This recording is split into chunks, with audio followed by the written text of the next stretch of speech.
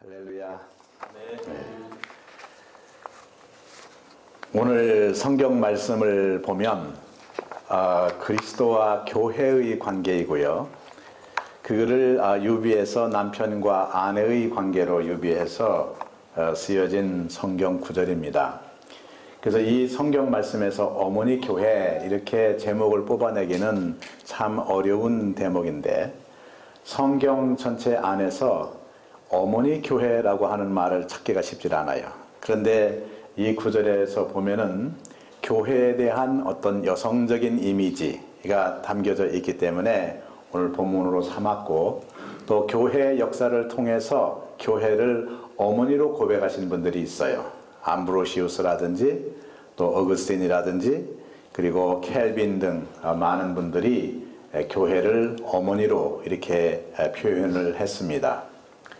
제가 지난 2월 그 초에 저희 교회에 당도를 했는데, 아침 일찍 새벽녘에 제가 교회에 와요, 주일날. 그런데 아직 날씨가 차가운데 교회 문을 들어서는데 오른쪽에는 이제 그 베델 성전이 있고, 그리고 그 뒤쪽으로 백주년 탑의 십자가가 이렇게 빛나고 있었고, 그리고 아직 달이 하늘에 이렇게 빛나고 있었어요. 그 순간 저한테 아주 재밌는 어떤 그 서클이 만들어지는데, 교회와 달과 십자가가 모두가 하나로 묶어지는 그런 영상을 제 안에 아주 순간적으로 보여지길래, 이것은 왜 이렇게 달과 교회와 십자가가 이렇게 묶어질까 생각해 봤더니 그것이 어머니라고 하는 주제에 의해서 묶여지더라고요. 지난 4월 초에 제가 공부했던 그 슈루 신학교에서 소통으로서의 선교라는 제목으로 이제 강연을 할 수 있는 기회가 있었습니다.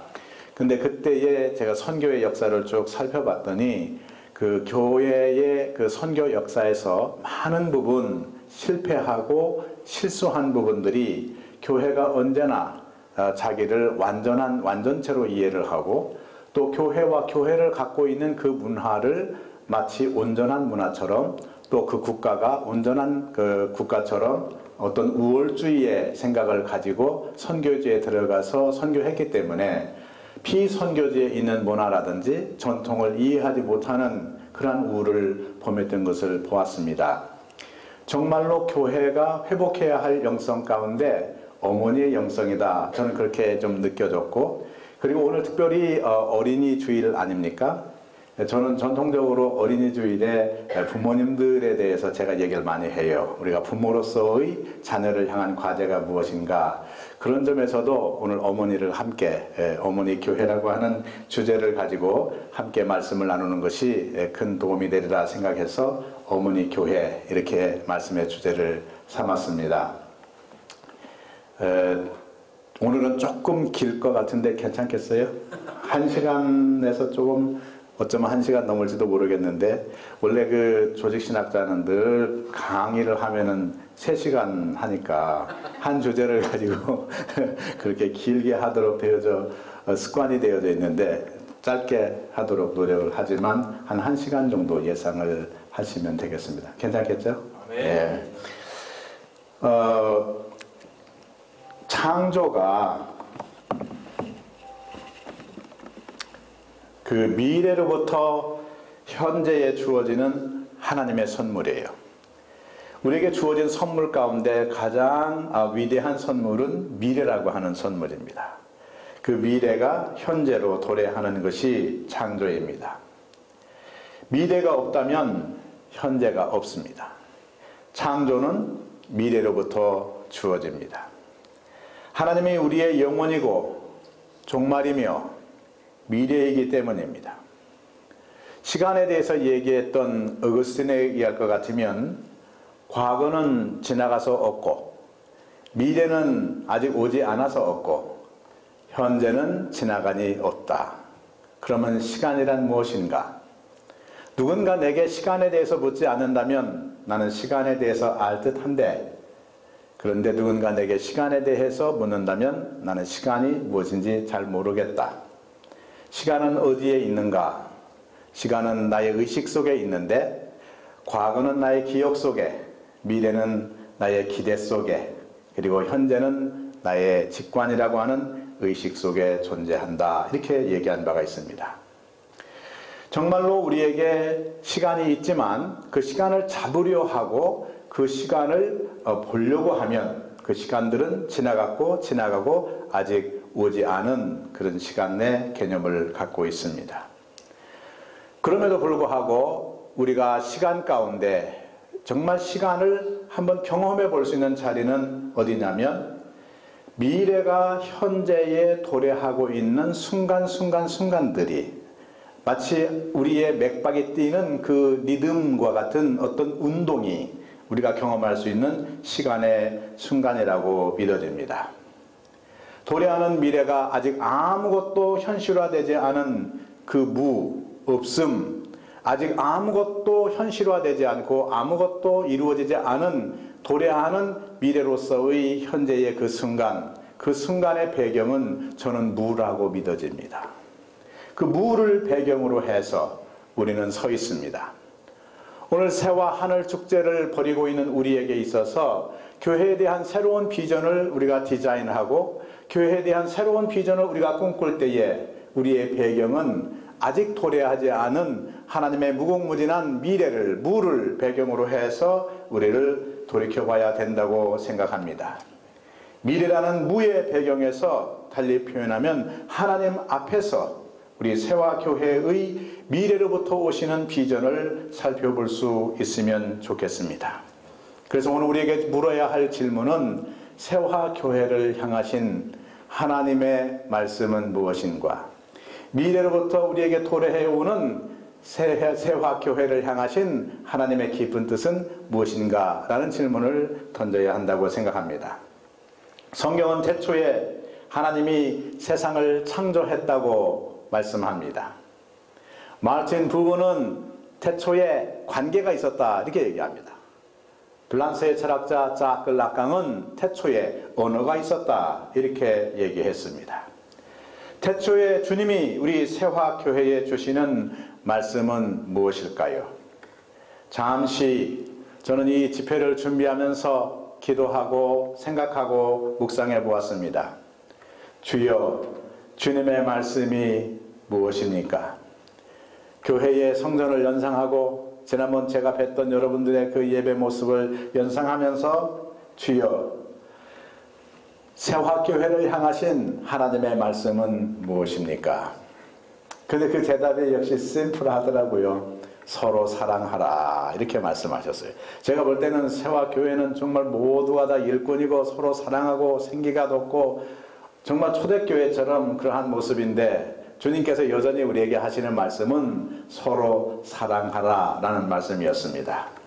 서로 사랑할 수 있기를 주님의 이름으로 축복합니다. 네. 또 하나의 말씀은 어머니성, 어머니의 영성을 회복하라 라는 말씀이었습니다. 제가 아는 목사님 가운데 캐나다 전체 연합교회 의장을 지냈던 이상철 목사님이 계십니다. 2000년 1월달 오하이오주 쉐이커 하이츠에서 이분과 함께 리트리트 센터에서 한 주를 보낼 기회가 있었습니다. 이분에 대한 그 일화가 대단히 많아요. 근데 이분이 캐나다 전체 연합교회의 의장이 된 다음에 캐나다 여러 교회를 방문하는데, 그런데 한 번은 그 시골의 백인 교회를 방문을 했는데 예배를 드리고 난 다음에 의장석에 앉아서 회의를 진행하려고 할 즈음에 한 그 잘생긴 어른이 일어나더니 손을 들고는 이렇게 질문했습니다. 의장, 당신의 생각에는 캐나다 전체 교회의 의장이 되는데 어떤 기준이 있다고 생각하십니까? 제가 만난 이상철 목사님은요, 저보다도 키가 작고 저보다도 못생겼어요. 그 카라테 킷에 나오는 그 일본인 배우 있잖아요.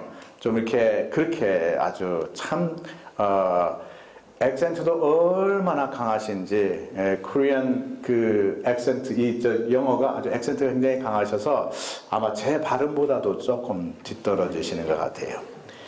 그러니까 사람들이 긴장하기를 어쩌면 그 코리안 1세로서 캐나다 전체 교회의 의장을 맡고 있으니까 어쩌면 인종차별적인 그런 내용은 담지는 않았을까라는 그런 의도 때문에 그 같이 갔던 사람들 혹은 거기 앉아있던 사람들이 아주 긴장하면서 그 순간을 지켜보고 있었습니다. 근데 이상철 목사님께서 그 질문을 받으시고는 well, 그리고는 빙그레 웃으시면서 첫 번째 조건은 저처럼 영어를 잘 못해야 됩니다.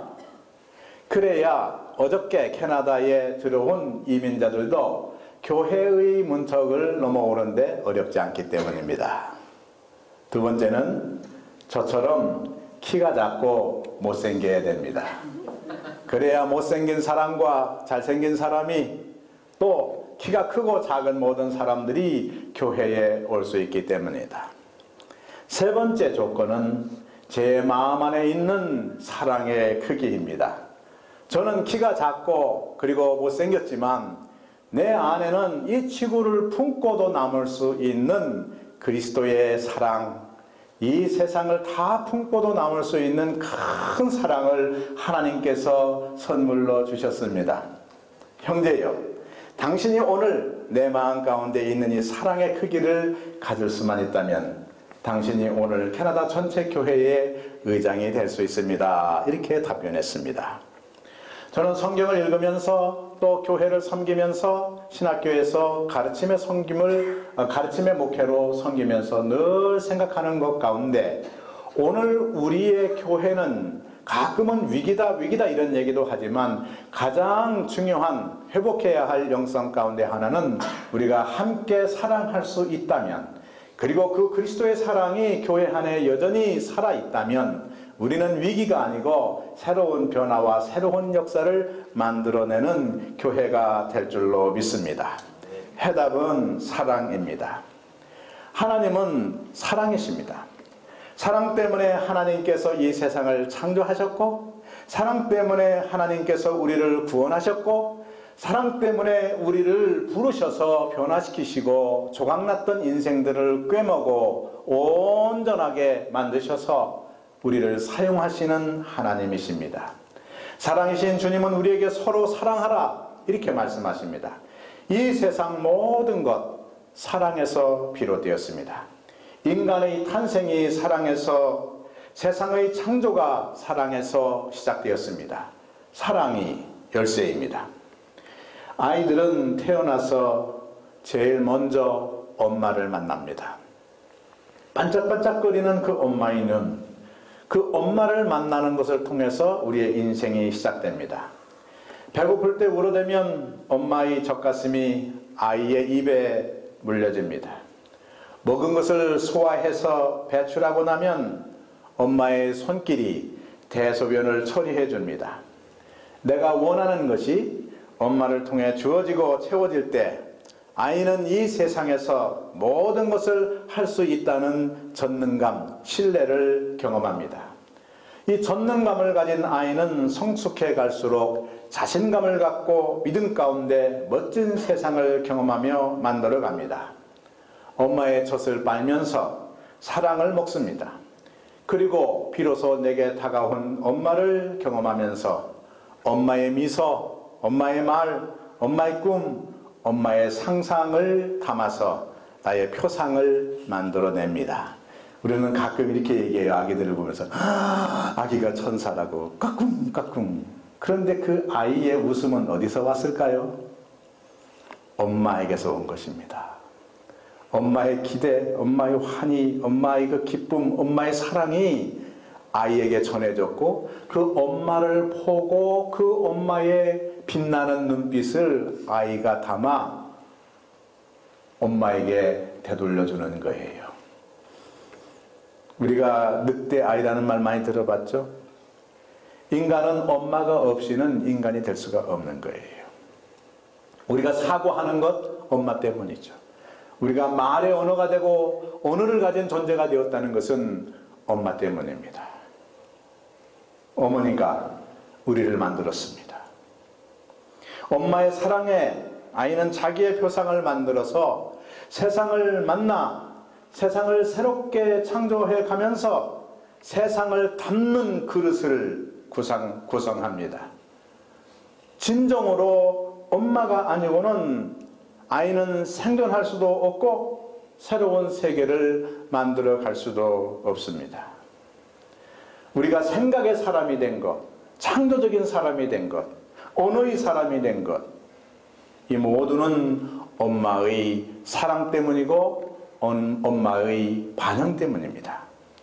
엄마의 사랑을 경험한 그만큼 아이는 세상을 느끼고 경험할 수 있는 감각을 만들어 갑니다. 엄마의 사랑의 크기가 아이의 존재의 크기입니다. 어쩌면 연세 드신 분들은 이제 제 설교를 들으면서 아이쿠 뭐 그렇게 하실 수도 있으세요. 아직 결혼하시지 않으신 분들은 꼭 기억하세요. 여러분의 자녀의 존재의 크기는 엄마의 사랑의 크기와 비례한다고 하는 사실을 꼭 기억하세요. 이런 점에서 엄마는 아이의 창조자이고 아이는 엄마와의 만남을 통해서 세상과 관계하는 것을 배웁니다. 엄마는 정말로 아이의 모든 것입니다. 아이는 자라면서 엄마로부터 인생의 목적과 소명이 사랑이라고 하는 것을 배웁니다. 엄마의 이끌림에 힘입어 아빠를 만나고 가족을 만납니다.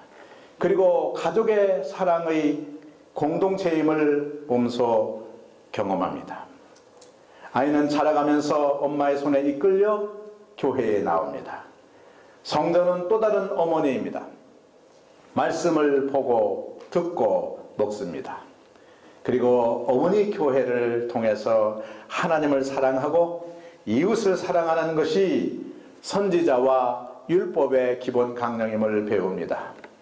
엄마의 사랑은 가족 사랑과 교회의 사랑으로 이어집니다. 이것이 확장되어 이웃 사랑과 하나님 사랑으로 체현됩니다. 엄마의 사랑을 건강하게 경험한 자녀는 학교에서, 사회에서 다른 사람들을 사랑하면서 사랑의 존재를 키워갑니다. 엄마는 온 힘을 다해서 아이를 사랑하고 자기를 다 내어 사랑합니다.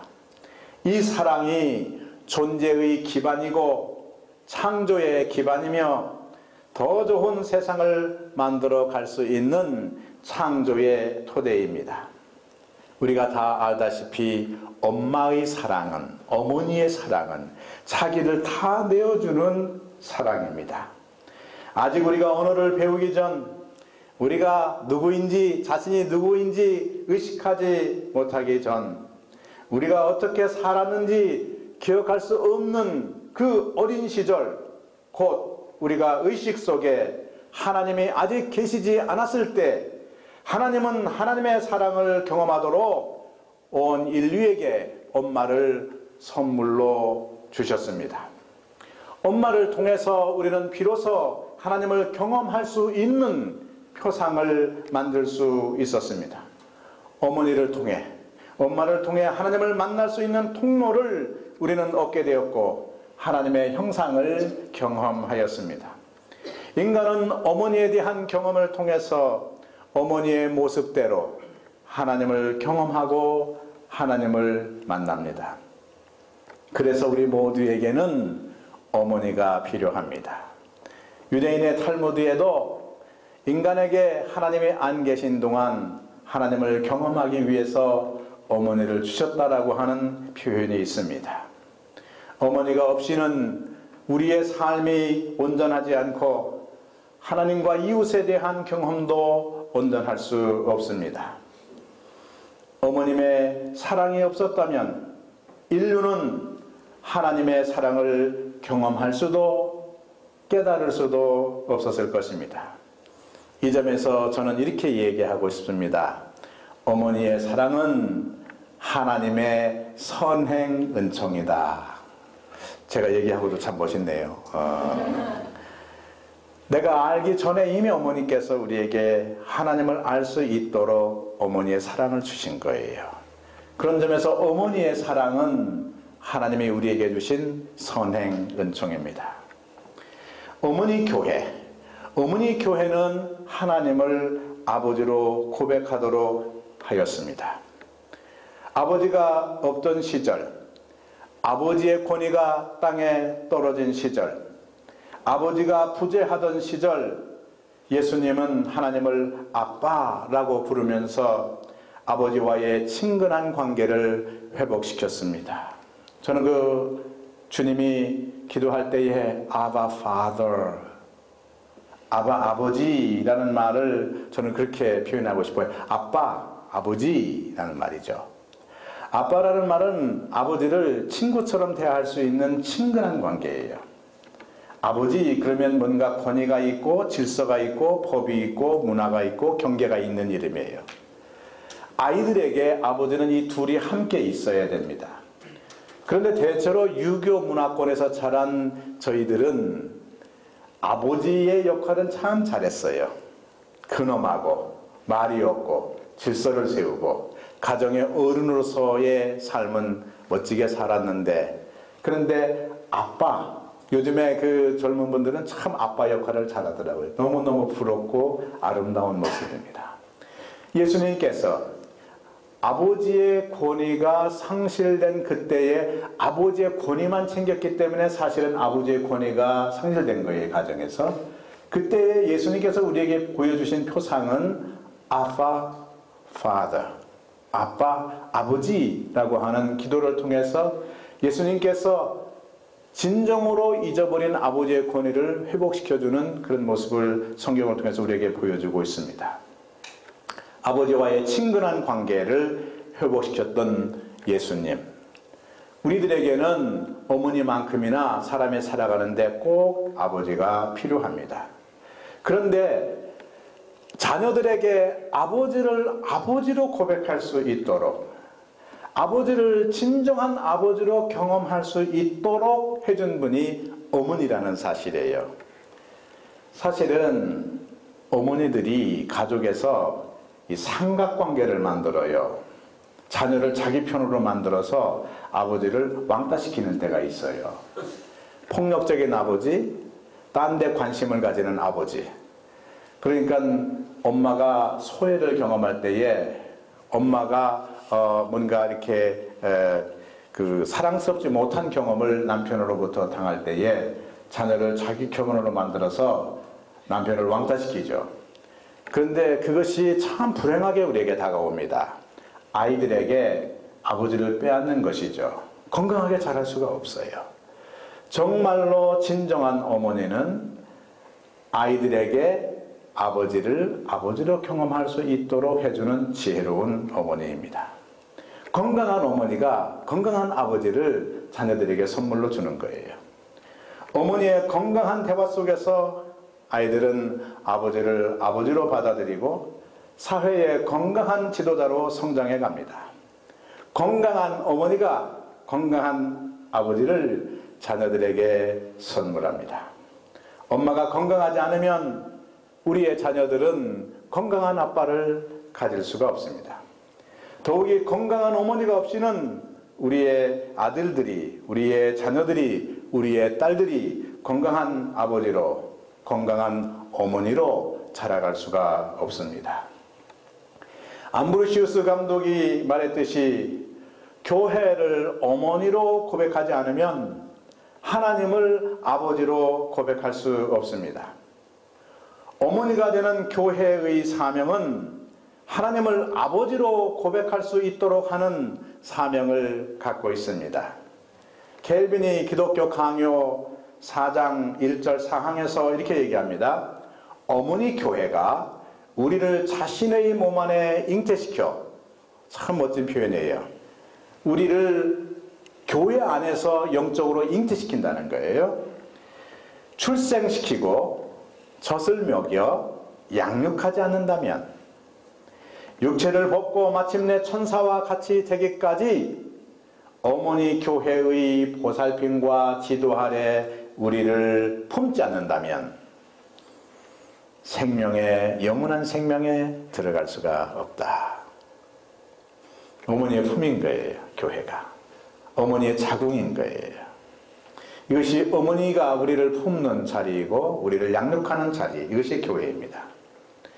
어머니 교회는 거룩한 사랑과 은총의 공동체입니다. 감리교의 창시자 존 웨슬리는 하나님을 거룩한 사랑과 은총의 하나님이라고 고백했고, 기독교인의 완전은 성경에 기초하여 거룩한 사랑과 은총의 사람이 되는 것이라고 보았습니다. 저는 가끔 제가 속한 한국 감리교회를 생각해 볼 때가 있습니다. 감리교회, 이게 영어로 메토디스트거든요. 근데 이게 감리교회 그러면 무슨 건축회사 감리 같은 그런 느낌이 들어요. 좀 이렇게 비판적인 시각으로 보면은 누가 이 이름을 지었는지 모르지만 한국 감리교회는 감리교라는 이름 때문에 잘 안 되는 것 같아요. 웨슬리의 가르침 중에 거룩한 이름은 성결교회가 가져갔어요. 성결, holiness. 예. 사랑의 실천은 구세군이 가져갔어요. 은총은 나사렛 교단이 강조해요. 거룩한 사랑과 하나님의 은총에 대한 가르침, 이것이 감리교의 뿌리인데, 우리는 어디서부터 이 근본적인 가르침을 회복할 수 있을까?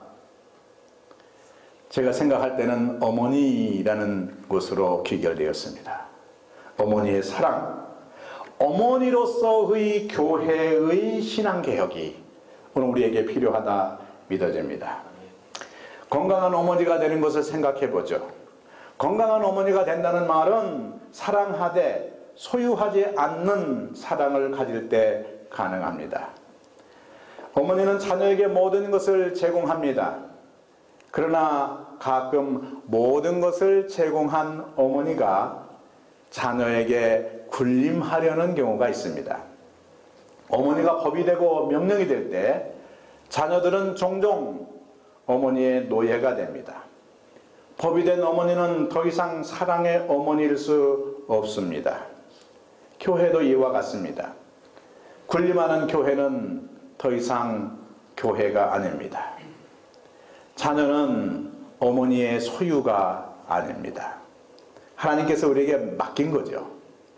내가 너를 낳았고 길렀다, 그러니 너는 내 것이다, 이렇게 얘기할 수 없도록 하나님이 말씀하셨어요. 이것은 이 땅의 어머니들의 말이 아니고 영원하신 하나님의 말씀이에요. 하나님께서 우리를 향해서 너는 내가 지명하여 세웠나니 너는 내 것이다, 이렇게 말씀할 수 있어요.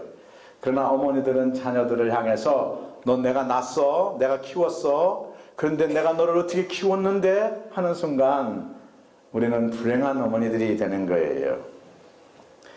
어머니의 자녀 사랑은 자녀가 독립된 인간이 되도록 도와주는 겁니다. 엄마가 몰두해서 자녀를 온전히 사랑하는 시간은 대개 3주 혹은 4주면 좋게요.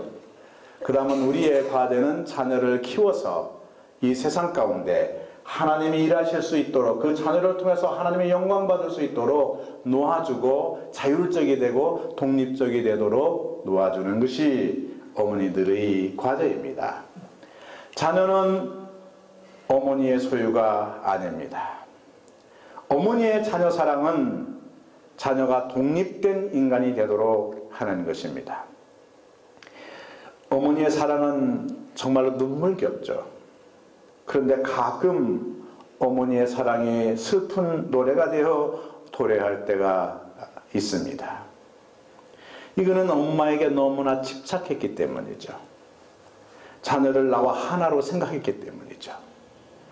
너를 나의 확장으로 생각하고 나의 노예로 삼으면서 결국에는 내가 나의 노예가 되었기 때문입니다. 이거 참 말씀 잘 들어보세요. 자녀를 내 자녀로 삼아버리면 사실 어머니들이 스스로가 스스로에게 노예가 되는 길이에요. 사랑은 집착이 아니라 배려입니다. 그러니까 엄마가 되는 길은 절묘한 예술입니다. 예. 내가 나를 다 주었는데, 내가 나를 다 들여서 키웠는데 내 것으로 삼지 않는 것. 동양의 고전 가운데 도덕경에 도를 표현할 때 그래요. 도는 모든 만물을 이롭게 하지만 만물을 소유하려 들지 않는다. 도덕경 8장에 그 상수약선이라고 하는 8장에 보면은 물에 빗대어서 얘기할 때 그 물이 도거든요. 이 물은 흘러가면서 만물을 다 이렇게 생명을 줘요. 그러나 그 물은 한 번도 내가 물을 주었으니까 너 내 거지 이렇게 소유해 본 적이 없는 것과 같습니다. 성숙한 어머니의 사랑은 자녀가 건강한 자녀로 커갈 수 있도록 독립시켜주고 해방시켜주는 것입니다.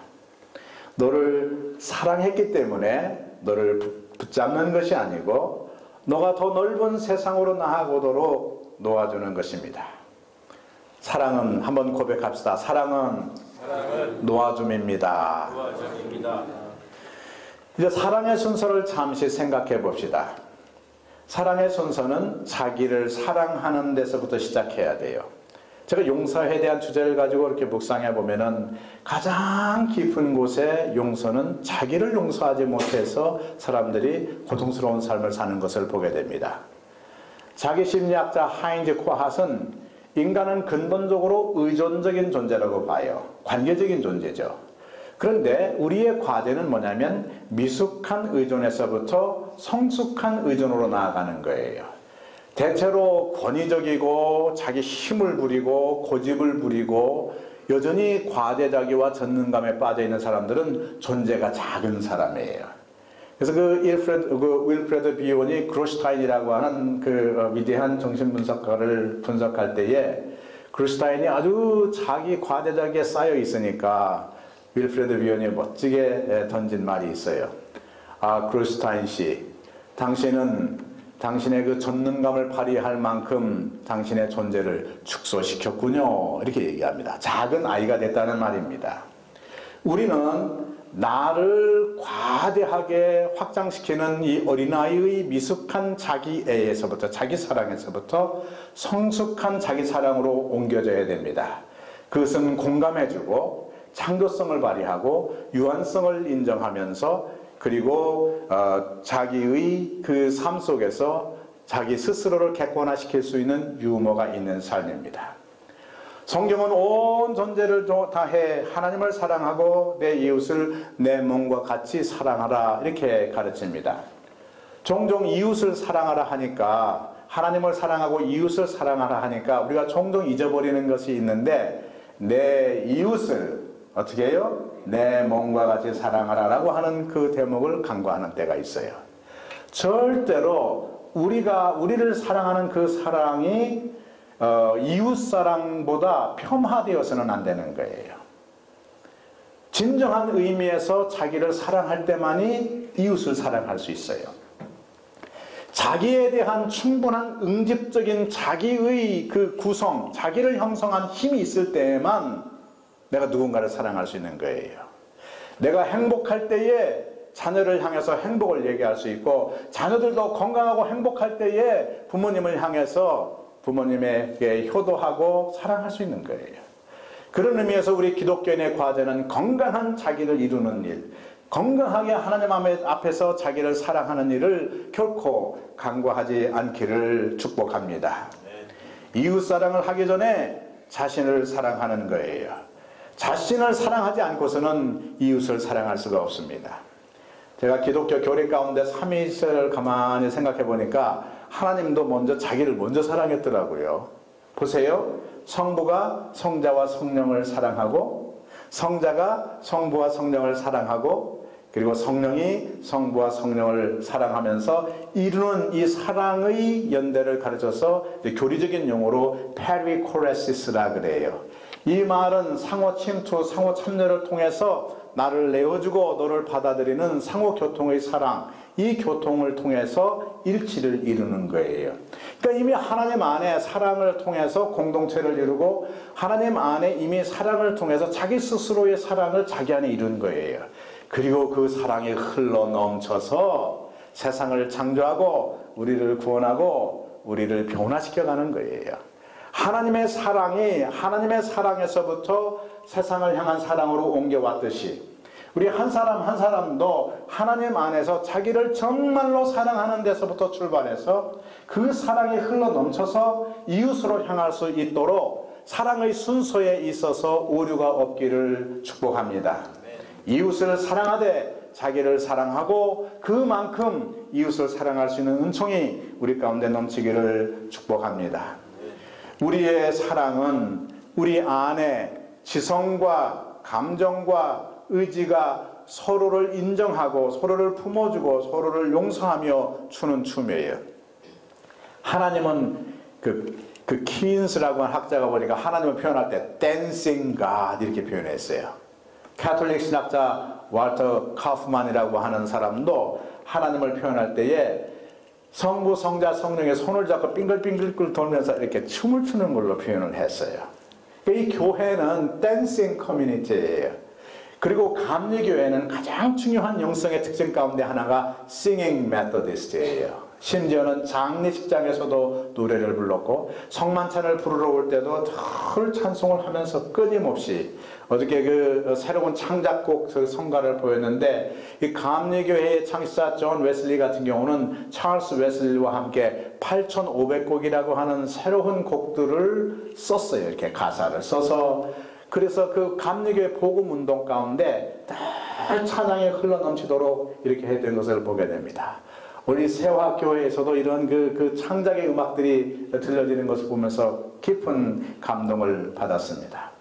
함께 춤추는 공동체의 사랑의 역사, 이것이 교회의 이미지이고 하나님의 원형상의 모습이고 인간이 그렇게 지음을 받았다라고 하는 것을 고백할 수 있습니다.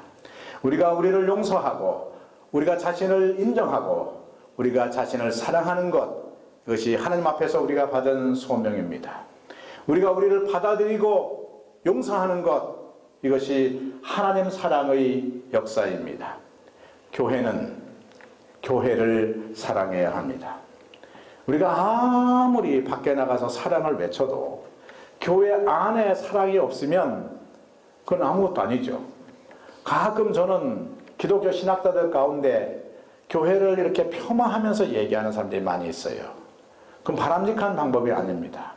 우리의 부끄러운 자화상이 있을 때는 자기를 쳐서 자기의 삶을 변화시키는 쪽으로 우리가 방향을 틀어야지, 우리가 속해 있는 교회를 너무 쉽게 언론도 그렇고 기독교인들도 그렇고 자기가 기독교인이라고 하면서 교회를 폄하해서 하는 자세는 바람직하지 않다고 봅니다. 우리의 잘못됨을 스스로 뉘우쳐 회개하는 것은 참으로 좋은 자세입니다. 그런데 우리가 해야 할 가장 좋은 자세 가운데 하나는 교회 안에 사랑의 공동체를 이루는 거예요. 성경에도 그러지 않았습니까? 너희가 먼저 서로 사랑하라고. 그리고 교회 안에서 너희가 먼저 사랑하는 그 사랑을 보고 이 세상이 너희가 사랑의 공동체라고 하는 것을 배우게 된다고. 그런즉 우리는 먼저 서로 사랑하기를 배워야 될 줄로 믿습니다. 저는 사랑을 얘기할 때마다 사랑을 기도라고 이렇게 정의해요. 기도는 내 안에 하나님과 이웃을 거하게 하는 공간을 만드는 것이다, 이렇게 얘기해요. 그리고 저는 기도에 대해서 얘기할 때에 경계 짓는 것이다. 공간을 만들기 위해서 빈 공간을 만드는 경계를 짓는 것이 기도이다, 이렇게 저는 정의하곤 합니다. 내 안에 나를 허락하고 내 안에 너를 허락하고 내 안에 하나님을 허락해서 자리를 만들어 드리는 것이 우리의 기도입니다. 이 기도의 공간 안에 하나님과 이웃이 자리하고 하나님 사랑과 이웃 사랑이 자리하게 됩니다. 그래서 우리의 기도는 이미 하나님과 이웃이 거하는 공동체이고 기독교의 목회가 탄생하는 자리입니다. 주님의 목회는 기도 속에서 탄생이 됐어요. 세화교회의 목회는 우리의 기도 안에, 공동체 안에, 우리의 기도 안에 그 빈 공간 안에 만들어지는 거예요.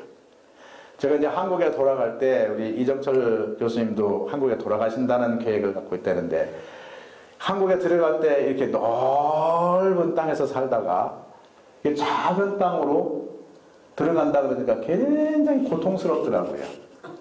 너무 좁은 세상으로. 저는 미국이 너무 좋더라고요. 근데 다시 내가 하여튼 어떤 소명인지 모르지만 무슨 미래가 펼쳐질지는 모르지만 여기에서의 삶을 정리하고 공부를 이제 마치고 한국에 들어가는데 상실감이 굉장히 크더라고요. 그래서 그 비행기 안에서 이렇게 묵상하며 기도하며 묵상하며 기도하는데 이런 그 영감을 주시더라고요. 사람이 많이 모여있는 그곳에서 우리가 새로운 운동을 펼칠 수 있는데 기도가 그렇게 공간이라면, 기도의 공간을 자꾸 넓혀버리면 한 사람이 만든 공간, 두 사람이 만든 공간, 세 사람이 만든 공간, 사람이 육체적으로는 밀집돼 가지고 굉장히 그 비좁고 협소하지만 내 안에 있는 기도의 세계가, 영적인 세계가 넓어지고 넓어지는 공간이라면, 내 안에 너를 품고 내 안에 하나님을 품을 수 있는 공간이라면, 그 기도의 공간을 확장시켜 가게 된다면 사람의 모이면 모일수록 우주처럼 공간이, 영적 공간이 커질 수도 있겠구나 라고 하는 상상을 했어요. 그리고 그렇게 기도했어요. 우리 교회에 모여있는 모든 분들이 이 기도의 공간들을 확장시켜 보세요. 이 안에 미국을 품고, 이 안에 아프리카를 품고, 이 안에 북한도 품고 해서 내게 오는 모든 사람들이, 온 민족이, 온 나라가 우리 세화교회의 기도의 공간 안에 포함될 수 있도록 큰 기도의 공간, 큰 사랑의 공간을 만들어갈 수 있기를 축복합니다. 기도는 우리의 소명을 새롭게 합니다. 우리의 소명은 우리가 원하는 안락함과 편안함과는 거리가 있습니다. 기도 속에서 하나님은 우리 각자에게 우리가 이 땅에서 이루어야 할 소명을 주십니다. 그런데 우리는 종종 우리의 소명을 감당하기에는 너무 역부족이라고 변명하면서 피해 다닙니다. 저도 보면은 얼마나 타협을 잘 하는지 몰라요. 이렇게 작은 것 이걸로 족하죠 주님. 근데 분명히 이렇게 기도해 보면 주님은 좀 더 모험하라 그러고, 좀 더 이렇게 과감하게 뭔가를 하라 그러고, 좀 더 헌신하라 그러고, 주님이 내게 요청하는 게 참 많아요. 그렇죠? 근데 대체로 우리는 아이고 주님 이 정도면 됐죠, 이것도 잘하는 거예요, 그러면서 자꾸 방어하고 자꾸 타협하고 우리를 축소시킵니다. 우리가 처음 은혜를 받았을 때는, 또 가난했을 때는 주님 제게 재물을 주시면 구제 사업을 하겠습니다 이렇게 이제 결단을 해요. 그러다가 이제 조금 내가 살만하게 되었으면 아유 그냥 제가 몇 군데 이렇게 다니면서 조금 사람 돕는 걸로 주님 그 정도 끝내주세요 이렇게 이제 타협을 해요. 변화를 수반하는 어떤 소명 대신에 우리는 작은 소망을 성취하면서 안전한 길을 택하고 있습니다. 근데 여러분 얘기가 아니고 제 얘기에 보면은 너무너무 저를 축소시켜요. 하나님은 더 이렇게 부르시는데도 아이 그러지 마세요 주님 그러가면서 하나님의 부르심을 따라 광야로 나아가질 않고 애굽의 궁전에서 빵 굽는 일을 하면서 이것 또한 이웃의 허기진 배를 채우는 거 아닙니까? 그러니까 저를 딴 데로 보낼 생각하지 마시고 여기가 좋사오니 애굽이 좋사오니 하면서 우리는 타협합니다. 그런데 하나님 성령은 우리의 도피를 마냥 두고 보시지는 않습니다.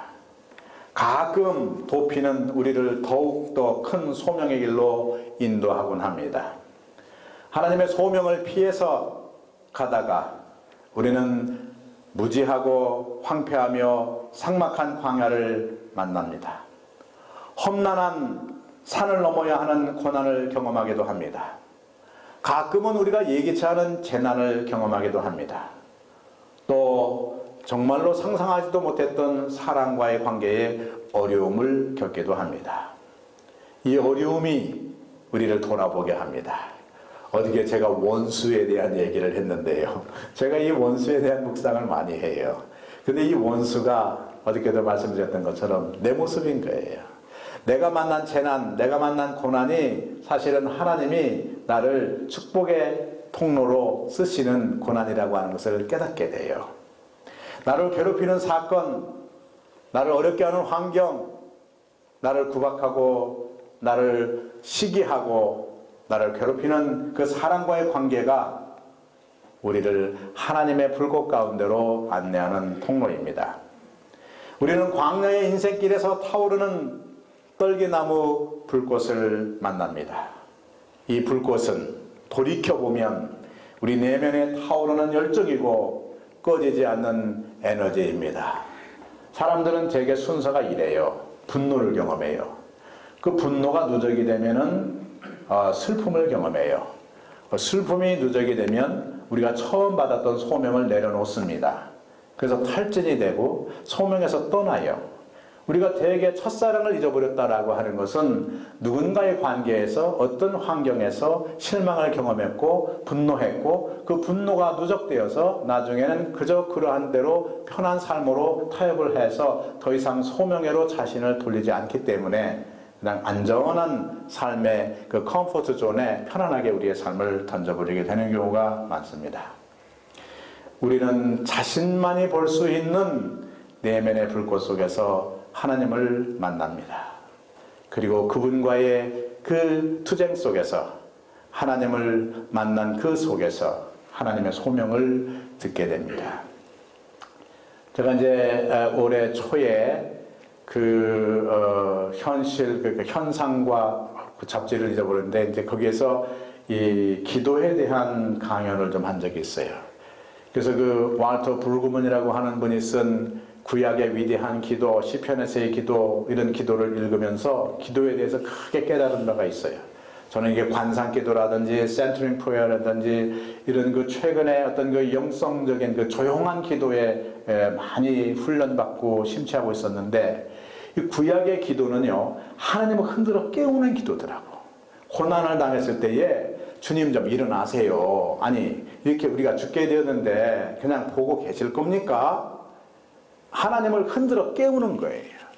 교회에는 우리가 깊은 자기의 그 중심을 보는 관상적 기도도 필요하지만 고난을 경험할 때에, 폭풍을 만났을 때에, 우리의 인생 가운데 어려운 시련을 만났을 때에 흔들어 깨울 수 있는 이 부르짖음의 기도가 교회 가운데 있어야 됩니다.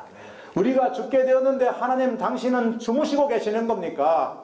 모세가 이 기도를 드렸고 욥이 이 기도를 드렸고 시편의 기자들이 이 기도를 드렸고 한나가 이 기도를 드렸고 구약에 나타나는 이 기도자들은 walter brueggemann에 의하면 하나님을 흔들어 깨우는 기도를 드리고 있습니다. 오늘 세화교회에도 우리의 삶 속에 시련과 고난을 경험했을 때에 하나님을 향해서 하나님을 흔들어 깨울 수 있는 열정적인 기도가 살아날 수 있기를 축복합니다. 또 때로는 우리의 깊은 우리 내면의 성찰을 통해서 하나님의 임재 속에 들어가는 관상의 기도나 센터링의 프레이어도 우리의 영성 가운데 깊이 자리하기를 축복합니다. 우리의 소명은 우리의 아픔과 고통에서부터 출발합니다. 영성과 헨이 나오는 이렇게 얘기했어요. 우리의 인격은 우리의 고통에서부터 온다.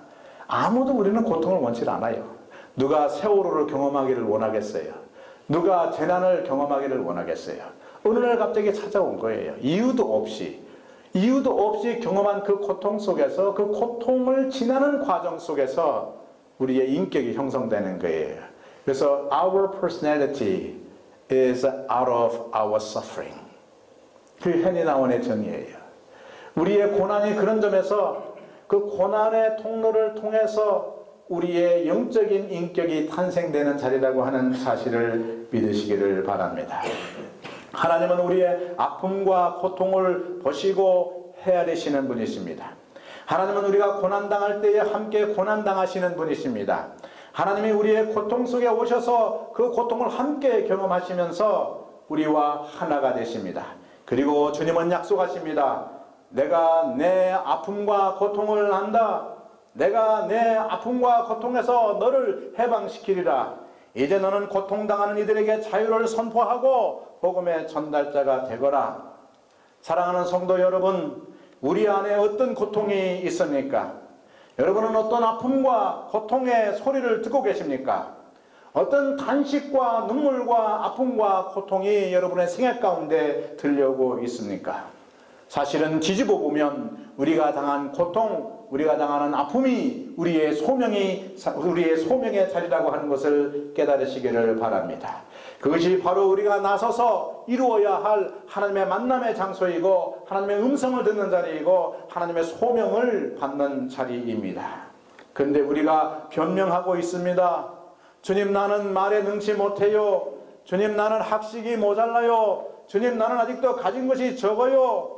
우리는 하나님이 우리를 포기하지 않는다는 그 사실을 망각한 채 우리의 변명을 계속해서 늘어놓고 있어요. 근데 가만히 한번 살펴보세요. 하나님께서 내 주변에 사람들을 붙이셨어요. 여러분 옆에 있는 분이 함께 동역할 수 있는 분이에요. 폴 뚜루니에라고 하는 이분이 아주 멋진 얘기를 했어요. 세상에서 혼자 할 수 없는 것이 두 가지가 있는데, 하나는 결혼, 둘이 해야 되니까. 또 하나는 그리스도인. 그리스도인이 되는 일은 혼자서 할 수 있는 일이 아닙니다 라는 거예요. 내가 교회에 왔을 때 나와 더불어 함께 일할 수 있는 분들이 옆에 있는 거예요. 동역자예요. 옆에 분 한번 이렇게 손을 잡으면서 이렇게 해봅시다. 동역자 감사합니다. 동역자예요.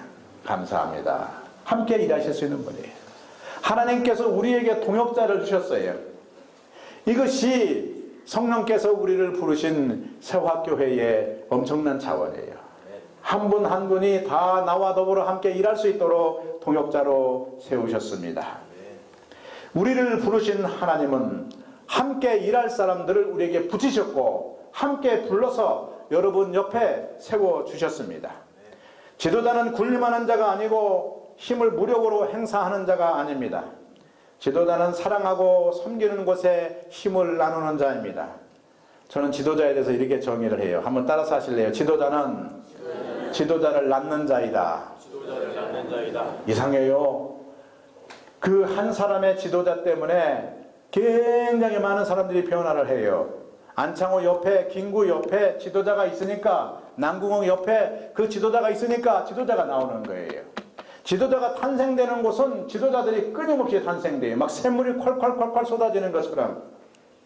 근데 어떤 사람들은 사람을 붙여도 사람을 죽여요. 불평하고 투사하고 자기의 마음속에 있는 불만을 계속해서 터뜨리면서 사람을 자꾸 떠나가게 만듭니다.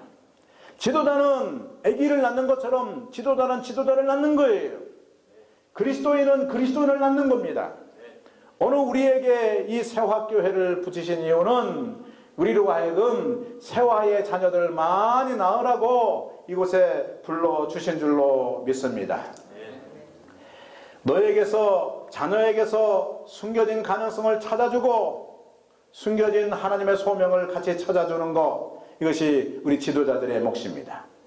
내 안에 주님이 계셨듯이 너 안에 주님이 계십니다. 그 주님을 찾아주는 것, 그것이 우리 세화교회 교우들의 사명입니다. 내 안에 사랑의 등불이 있습니다. 그 사랑의 등불을 너에게서 발견하고 그 등불을 켜주는 것이 우리의 소명입니다. 등불이 온전히 켜지도록 기다려주세요. 서두르지 마세요. 지도자는 기다려주는 사람입니다. 너가 너 되도록, 너가 하나님의 사랑이 되도록, 너가 건강하게 자라도록, 너가 성숙하게 되도록 기다려주는 사람입니다. 사랑하였고 기도하였고 기다렸지만 머물러 주었지만 마침내는 가지지 않는 것이, 이것이 사랑의 법입니다. 근데 그걸 누가 했느냐? 어머니가 하는 거예요. 어머니의 대표적인 말은 뭐냐면 홀더, 안아주는 사람이에요. 두 번째로 엄마는 컨테이너, 담아주는 사람이에요. 가끔 우리의 자녀들이 어렸을 적 사랑이 모자란 자녀들이 사춘기가 된다든지 어느 때가 되면 반항해 올 때가 있어요. 아버지가 제일 싫어하는 것을 골라서 반항하고 엄마가 제일 안타깝게 생각하는 것을 가지고 반항해 옵니다. 그때 부모들은 안절부절해요. 근데 사실은 그때가 부모들에게 그 자녀의 부족한 점을 채울 수 있는 적시라고 하는 것을 깨달아야 돼요. 부모가 해야 하는 것은 뭐예요? 당자가 돌아올 때에 아버지가 기다렸던 그 기다림의 부모처럼, 그렇죠? 그리고 우리의 자녀들이 저항에 오게 될 때에 그 저항이라고 하는 것은 자녀가 자기의 창조적인 인생으로 인생을 다시 세우기 위해서 자기의 힘을 한번 실험해 보는 거예요. 아버지가 견디는지 엄마가 견디는지. 이 부모의 하는 일은 기다리고 견뎌주고 펜스가 되어주고 홀더가 되어주고 컨테이너가 되어주는 거예요. 그때의 그 연습을 하고 난 다음에 자기의 분이 다 풀리고 난 다음에는 새로운 창조적인 자녀가 되어서 이 세상을 거침없이 날개를 달고 날아갈 수 있는 거예요. 대항하지 마세요. 기다려주세요. 그것이 우리 부모의 할 일입니다. 부모가 할 일은 저는 4가지로 얘기해보고 싶어요. Be present. 거기 현재에 있어주는 것, 현재를 사는 것, 과거에 잡히지 않고 미래의 욕망에 잡히지 않고 지금 현재를 자신 있게 자기 인생을 살아가는 것, 그것이 어머니가 되는 최고의 길입니다. 두 번째는 우리는 속도를 천천히 가야 됩니다. 천천히 가지 않으면 인생을 볼 수도 없고 인생의 진리를 발견할 수도 없어요. 우리는 관광객이 아니고 여행자들입니다. 여기저기 점찍고 다니는 관광이 아니고 우리가 살아가는 삶의 여정 하나하나를 느끼면서 경험하면서 살도록 부름받았어요. 우리 자녀들에게 보여줘야 될 것은 인생을 천천히 살면서 우리가 살아가는 이 인생이 얼마나 값지고 행복하고 즐거운 일인가를 보여주는 천천히의 삶을 부모들이 보여주어야 합니다. 세 번째로는 거기 잠잠히 있는 연습을 부모들이 해줘야 됩니다. 잠잠히 있게 될 때에 하나님이 하나님이신 것을 알게 돼요. 우리는 고요한 시간, 잠잠히 있는 시간, 멈춰서는 시간을 잊어버렸습니다. 경쟁의 시대에 살고 있기 때문에 이기는 경제에 우리의 모든 시간을 던졌고 우리의 모든 에너지를 던졌습니다. 그러나 성경에 하나님은 우리에게 얘기합니다. 거기에 잠잠히 서서 내가 너희의 하나님인 것을 보라고. 잠잠히 서는 연습을 하고 그렇게 사는 모습을 우리 자녀들에게 보여줄 수 있어야 됩니다. 그리고 마지막에는 우리는 늘 이웃과 더불어 사는 삶을 자녀들에게 보여주어야 돼요. Stand with our neighbor. 자녀들과 함께 있는 것, 우리의 가족들과 함께 있는 것, 우리의 교우들과 함께 있는 것, 내 친구들과 함께 있는 것, 함께 살아가는 그 행복을 자녀들에게 선물로 줄 수 있어야 됩니다. 지도자는 하나님을 사랑함으로써 자신을 사랑하고 이로써 외로움의 함정으로부터 자신을 보호하는 사람입니다. 하나님의 소명을 받은 사람들은 고통에 멈춘 것이 아니라 더 큰 고통 가운데 초대되기도 합니다. 더 큰 좌절과 낙심에 처하게 되기도 합니다. 우리를 사랑했던 사람들이 우리를 시기하고 미워할 수도 있습니다. 우리를 따르던 사람들이 우리의 권위에 도전을 해올 수도 있습니다. 우리에게 먹을 것과 마실 것을 제공했던 이들이 우리의 소명과 존재감을 위협하기도 합니다. 그리고 무엇보다도 내 안에 있는 열등의식과 컴플렉스와 신념이 하나님을 따르지 못하도록 지속적으로 방해하기도 합니다.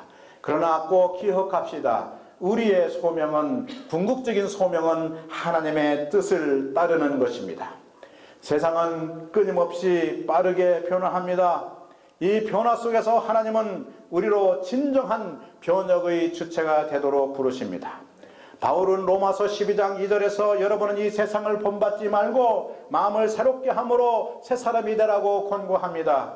그래서 무엇이 하나님의 뜻인지, 무엇이 선하고 무엇이 그분의 마음에 들며 무엇이 완전한 것인지 교우들에게, 성도들에게 분간하도록 권고하고 있습니다.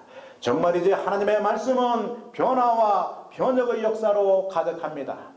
성경을 자세히 읽어보면 놀랄 일도 가득해요. 그 놀람의 역사가 하나님 나라의 모습입니다. 그리고 그 변화의 중심에 저는 감히 고백합니다. 위대한 어머니가 그 변화의 중심에 있는 것입니다. 저는 성경의 말씀 중에서 예수님의 목회가, 그분의 목회의 중심 가치가 어머니 마리아의 기도에서 시작되고 있음을 보았습니다. 마리아는 낮은 사람들 중에서도 가장 낮은 사람이었습니다. 로마가 이스라엘을 점령하고 있던 시기, 혼인하지 않은 상태에서, 그것도 정혼자의 아이가 아닌 아기를 임신한 불쌍한 유대 소녀였습니다. 그러나 마리아는 전체 세계 질서를 뒤집어 놓으며 하나님을 찬양하고 있습니다. 이 말을 듣고 마리아는 이렇게 노래를 불렀다. 내 영혼이 주님을 찬양하며 내 구세주 하나님을 생각하는 기쁨에 이 마음 설레입니다. 지금 이 처지에 이런 기도를 드리게 생겼어요. 지금 마리아의 처지에 우리가 생각할 때는 나처럼 성숙한 여인으로 생각하지만 소녀예요. 15, 16 이렇게 먹었다고 생각해 보세요. 철 모르는 소녀예요. 근데 이 철딱선이 없는 소녀가 이게 이임자도 없는 아기를 가진 거예요. 근데 하나님의 천사의 말을 듣고 감히 이렇게 기도하는 거예요. 주님은 전능하신 팔을 펼치시어 마음이 교만한 자들을 흩으셨습니다. 권세 있는 자들을 그 자리에서 내치시고 보잘것없는 이들을 높이셨으며 배고픈 사람은 좋은 곳으로 배불리시고 부유한 사람은 빈손으로 돌려보내셨습니다. 주님은 약속하신 자비를 기억하시어 당신의 종 이스라엘을 도우셨습니다. 성인이 된 예수님께서는 처음 이 퍼블릭 미니스트리 공적인 사역에 등장하면서 자기가 이 땅에 온 소명을 선포하는 그 자리에서 마리아가 전한 하나님과 하나님의 메시지에 대한 내용을 반영하고 있어요. 이사야서를 읽으면서 이렇게 얘기하잖아요. 주님의 성령이 나에게 내리셨다. 주께서 나에게 기름을 부으시어 가난한 이들에게 복음을 전하게 하셨다. 주께서 나를 보내시어 묶인 사람들에게 해방을 알려주고 눈먼 사람들을 보게 하고 억눌린 사람들에게는 자유를 주며 주님의 은총의 해를 선포하게 하셨다. 예수님께서 전한 이 메시지가 마리아의 기도에서부터 시작되고 있다는 사실이에요. 우리의 자녀들의 위대한 기도는 우리 어머니의 기도에서부터 시작된다고 하는 사실을 꼭 기억합시다. 아니, 우리가 어머니가 아니더라도 교회 안에 속해 있는 모든 아버지들도 교회 안의 어머니들이라고 하는 사실을 기억합시다. 예수님은 자신이 묶인 사람들에게 해방을 알려주고 눈먼 사람들을 보게 하고 억눌린 사람들에게 치유를 주는 이런 일을 위해서 부름을 받았다고 고백합니다. 마리아의 창가가 이 메시지 속에 투영되어 있지 않습니까? 묶인 사람들, 눈먼 사람들, 억눌린 사람들이 하나님의 아들인 자신의 메시지와 전체 목회에 관심을 받아야 할 청중이었다라고 하는 이 위대한 선언이 어머니의 기도에서부터 시작되었다라고 하는 사실입니다. 이제 우리의 차례입니다. 아까 집사님 기도처럼 이제 우리의 차례입니다.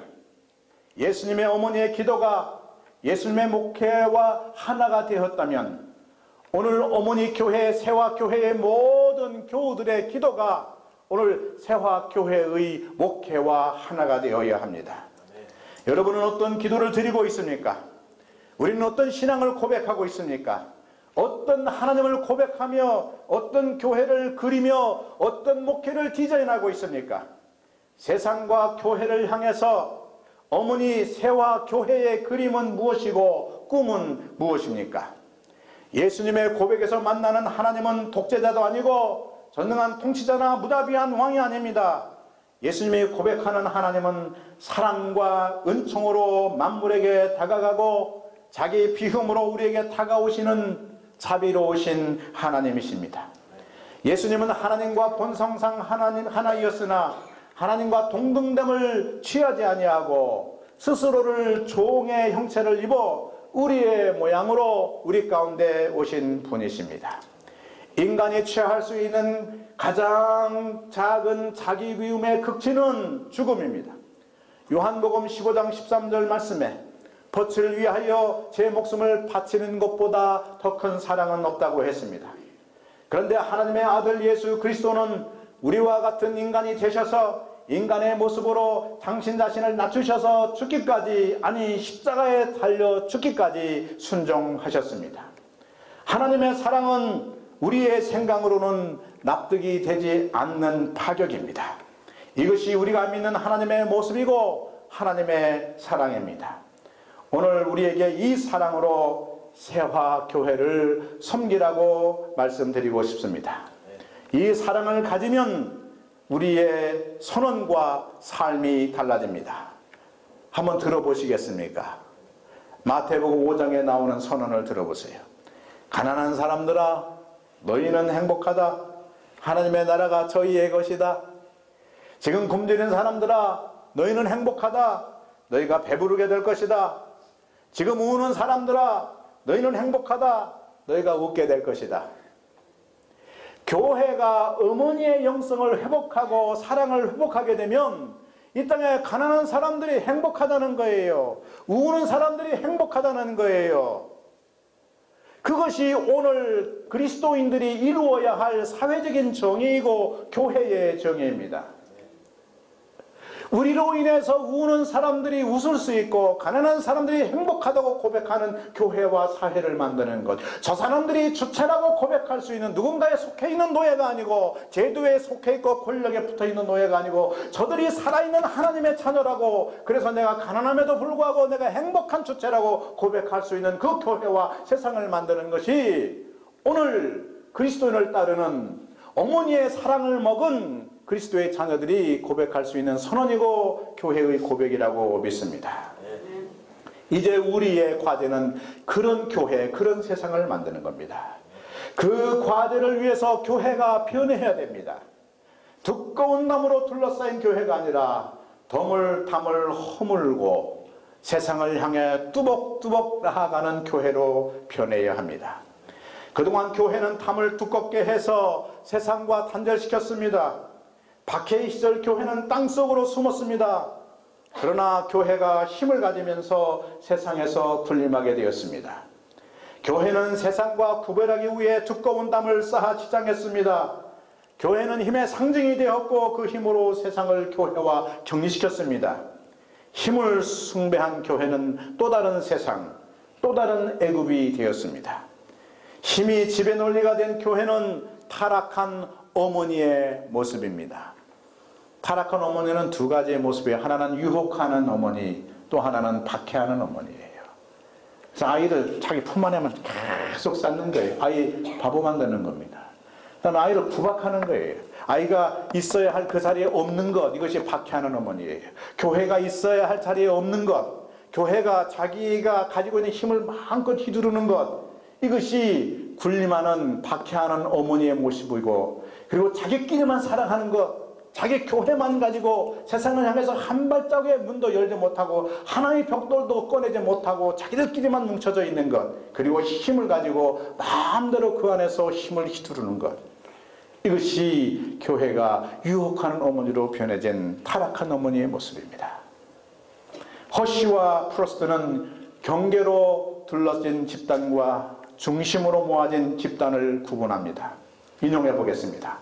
경계로 둘러진 집단은 벽에 의해 정의된 이념적이고 문화적인 경계에 기초한 교리적인 정의뿐 아니라 도덕적이며 문화적인 기호에 따라 누가 안의 사람이며 누가 밖의 사람인지를 분명하게 합니다.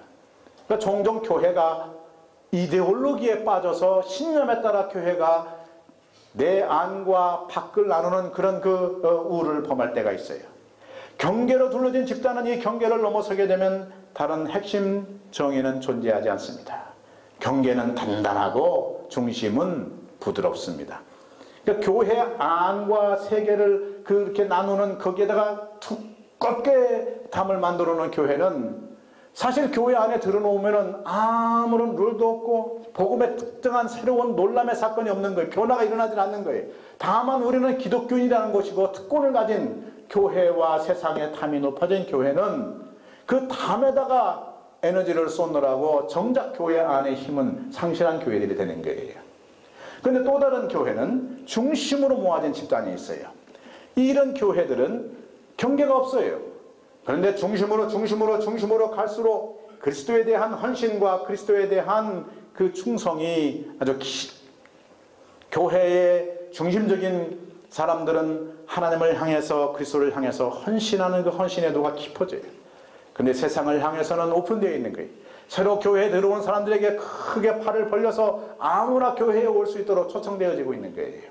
중심으로 모인 교회냐 아니면 경계를 쌓는 교회냐, 우리가 선택해야 할 모습이라고 생각합니다. 주님은 말씀하십니다. 사랑하라. 주님의 사랑은 경계를 나누지 말고 경계를 허물라고 말씀하십니다. 교회의 담을 높이 쌓지 말고 교회의 담을 허물고 세상으로 나가 하나님의 사랑을 나누라고 하십니다. 부활하신 주님은 예루살렘에 계시지 않고 갈릴리로 가시겠다고 약속하셨습니다. 한번 상상해 보십시오. 세화교회가 교회의 지붕을 걷어내고 벽을 밀어냈을 때에 우리에게 펼쳐지는 이 빛나는 햇살, 아름다운 자연, 그리고 거기에서 자유롭게 대화하는 새로운 종류의 사람들이 우리들의 눈에 들어오기 시작할 것입니다.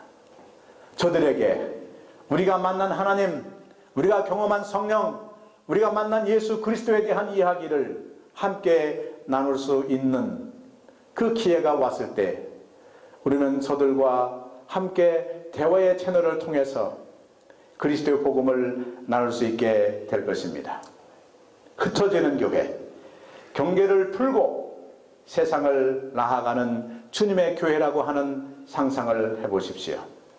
우리의 손과 발이 주님의 손과 발이고 우리의 입술이 주님의 입술이라고 상상해 보십시오. 교회 안에만 머물지 말고 푸른 들과 일터에서 일하는 사람들을 만나 저들에게 주님의 사랑을 나누는 것을 상상해 보십시오. 굳이 예수 그리스도라고 하는 이름을 넣지 않아도 괜찮습니다.